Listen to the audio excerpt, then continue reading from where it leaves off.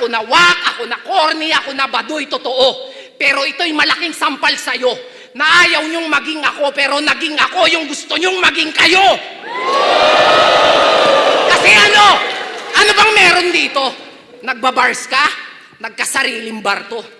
Magaling ka mag-construct pero ma-establish pangalan ko. May title ka pero literal ang mga titulo ko. At hanggang multi ka lang, naging multimillionaire ako! Ngayon Mr. Champion sa lahat ng liga.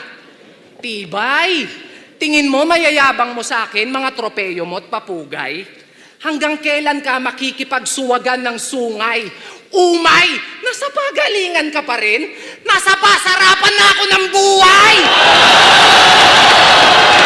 Yan ang basihan niya ng pagiging tunay.